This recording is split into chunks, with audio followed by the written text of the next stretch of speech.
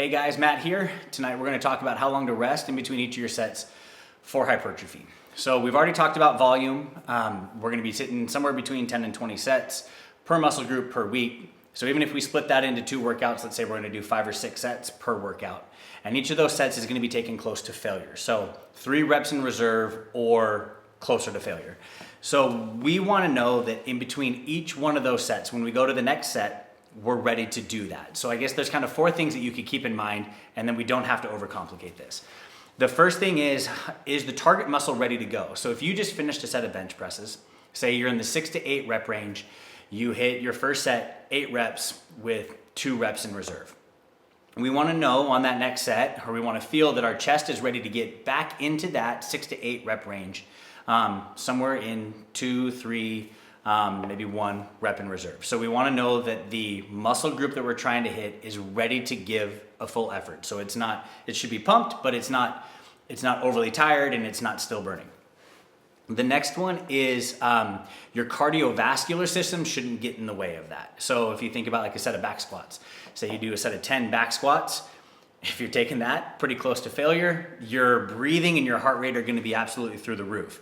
So if you try to rest 60 seconds or even 120 seconds, your breathing is probably still going to be pretty elevated, which means halfway through that next set, that's probably what's going to start to hold you back. So rest long enough to bring your breathing down, your heart rate down, and know that your cardiovascular system isn't going to be the limiting factor going into that next set.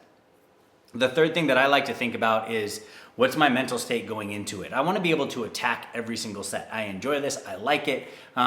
But sometimes you just know that like you're dreading the next set. You know it's going to hurt. You know we're going to push the next set hard. And so if you're feeling that way in between the set, you're not ready to go yet. Wait until mentally you're ready to jump in and hit that next set really hard.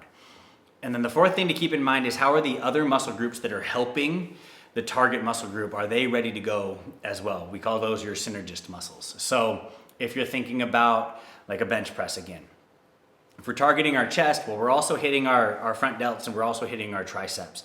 The chest is bigger than the delts and the triceps, and so those can already be limiting factors. And so even though your chest might feel that it's ready to go, if your triceps are they're still tired, you're flexing them and they're not ready to go yet, rest. Make sure that they're ready to go so that you don't get halfway into that set, your arms are wearing down and you're not able to take the chest close enough to failure to get the maximum effort out of that.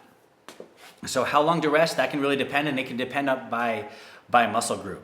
You're gonna recover a lot faster after a set of barbell curls than you are after a set of leg presses. So some of those big compound exercises, you're gonna need to rest a little bit longer. You might need 3 or 4 or 5 minutes in between sets before the target muscle's ready to go.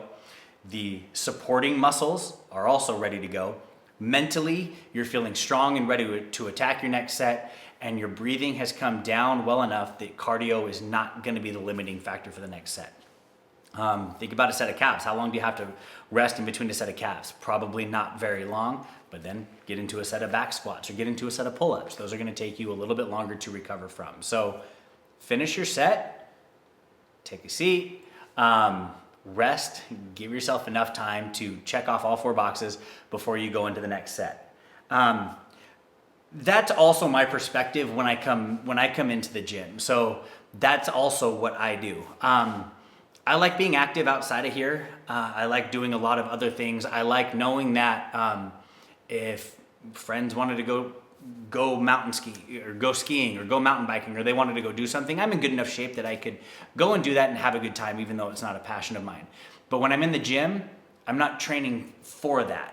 And so even when I've worked with athletes, when we come into the gym, our goal in the gym is to build muscle and to build strength. And so we still want those rest times. If you're a soccer player and you want to get better at soccer and you want to increase your cardiovascular capacity for soccer, go play soccer. When you're in the gym, you're trying to build strength and muscle to support the rest of that work. So I don't advocate for a lot of the CrossFit style workouts anymore. I don't advocate for a lot of supersets and going back and forth and really trying to tax our cardiovascular system while we're in here. Instead, take the rest time between, make sure that you're ready to go for the next set, push it hard, and have fun building some muscle.